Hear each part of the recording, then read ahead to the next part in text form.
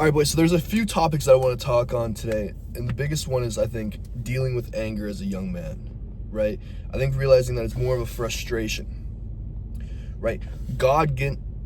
He didn't give us anger, right? He gave us drive, and the drive with the lack of guidance and the lack of somewhere to put that drive turns into anger, right? Like, he gave us love, and we lose things, and that love turns to anger when we lose the love, right? So we lose the things that give us those positive emotions, and then when we don't lack those positive emotions, we go to the other side and we convert it to anger and lust and loss, rather than trying to find what we're actually looking for, which is love and drive and ambition and something to chase. I spent years just being the angriest motherfucker on the planet, dude, about every single thing. I was so angry about everything. No matter like who you were, who you talked to me, didn't matter how you talked to me, what we were talking about. I was an angry person, just an angry guy. And it wasn't until like I really found God, right, and really converted it into a drive rather than an anger, you know, I really started to find myself, right? And if you know anything about me, run a 6-figure business. I'm an entrepreneur. I have a team of people that I lead, and then I have assistants. I have a team on my back, right? And if you've heard my story before, I was in a 6-year relationship and lost that in the pursuit of the business. And that turned into an anger again, right? And I started stalling in my business for a while, looking for a place to throw that drive. And it wasn't until I converted all that anger of the loss of that relationship into my business that I was able to see something. So you have this anger. What do you do with it? You convert it into something positive, and you push that into a drive to win. Right? And that brings me into this other topic that I want to talk about being delusional. Realistic people have realistic dreams. They stay in a realistic place. They stay at that realistic job. They stay at that realistic school. They stay realistic. You need to be delusional if you want more out of life. The people who sit at their job and they're delusional about where they're going to go with their life, and they're like, I can turn this into $1 million business. I can create something of myself, right? I've never once wanted that number on the screen where it says 10K a month, you know, that gimmicky, I grab your attention, 10K a month, boom. I never wanted that. I wanted to be a better man. I wanted to learn. I wanted to develop, right? And it wasn't until I focused on those things, the number showed up on the screen as a result of the process, right? And I was delusional.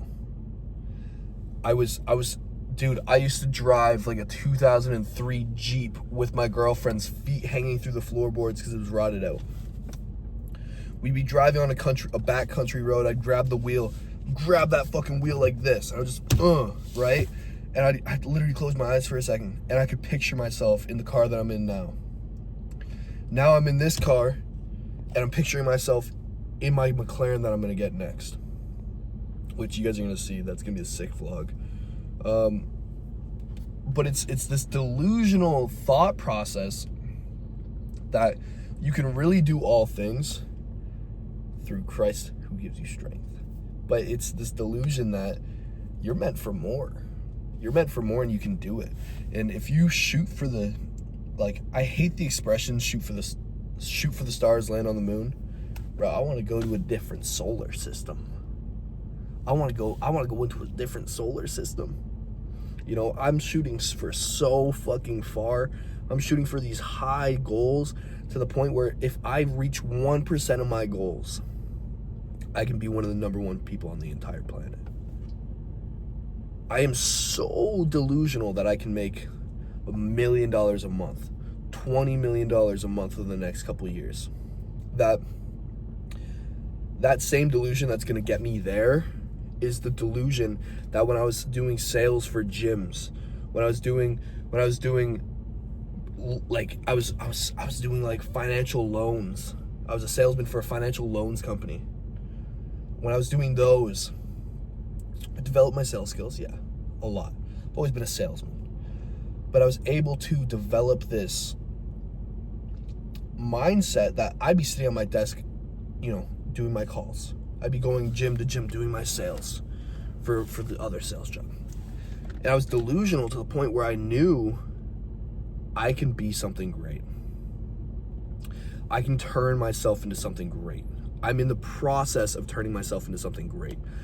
Every single time something shitty happened, I was like, good, what can I learn from this? And that's the mindset that'll take you places. The mindset that nothing bad can happen to me. I can just have situations I don't like in the moment, but I can learn something from it. Like, dude, I'm not gonna lie, I didn't want my 6-year relationship to end.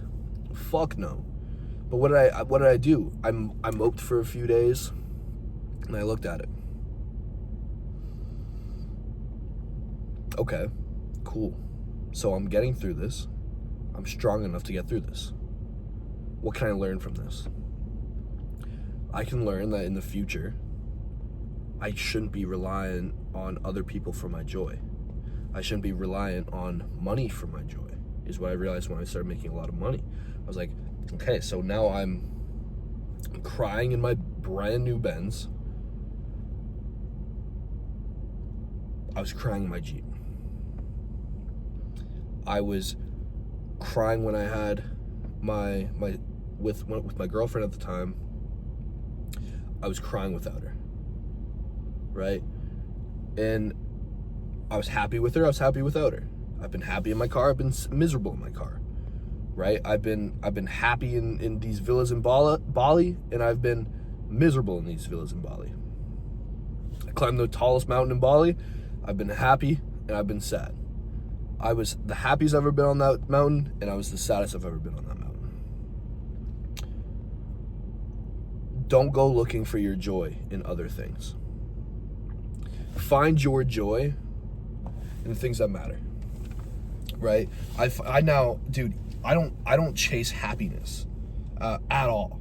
I chase progression, right? Because I look at my goals and I go, do I want to be happy or do I want to be the best? Right? And I want to be the best. Happiness to me comes in being the best. Not the best on the entire planet, but being the best version of Andrew Wilkes I can be.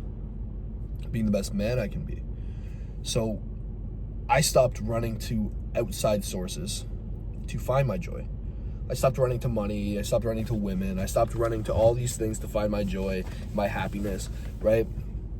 I began finding my joy, my happiness in just progression and being better, right? No, dude, I'm not fucking happy when I'm sitting on my desk for 18 hours and I woke up and now I'm going to bed. Woke up, crawled into my desk, and then crawled out of it to go to bed. Do that again.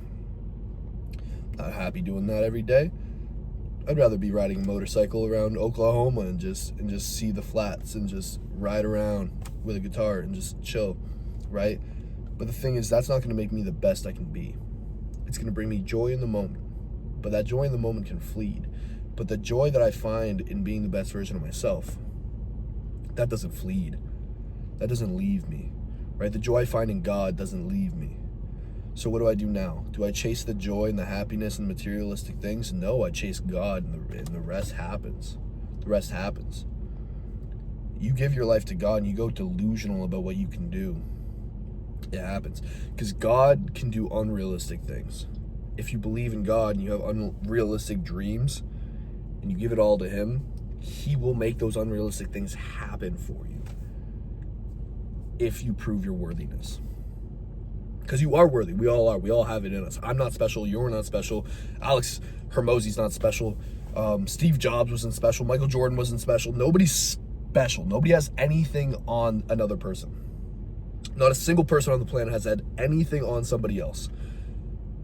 But belief. There's a story There's a story I heard. I forget where I heard it. It was they put one group of rats in a pool of water, right? The first wave of rats drowned after 6 minutes of swimming. Swam around, screaming, yelping. They drowned in that water. They stopped fighting after 6 minutes. They put a second group of rats in the water. The second batch of rats, they pulled out. They pulled out of the water around the 5-minute mark, right before they died, right before they gave up. They pulled them out of the water. Gave them a few minutes, put them back in the water. Those rats that they pulled out the first time, they swam for 16 hours after. Were they better swimmers? No. No. Were they stronger? No. But the thing they had now is they had faith that they're going to get pulled out. So if you have faith that God's going to pull you out of whatever you're going through, whatever the struggle is, if you have faith, that's what will get you through that water. That's what will stop you from drowning. The understanding, the faith that I'm going to get out of this if I keep going. If I keep going, I'm going to get pulled out. God's going to pull me out. So just keep progressing every single day, even if you feel like you're drowning, and God will pull you out of that water before you drown. So if you're lacking anything, have faith that it's going to work. Just keep getting better every single day, and you will get better.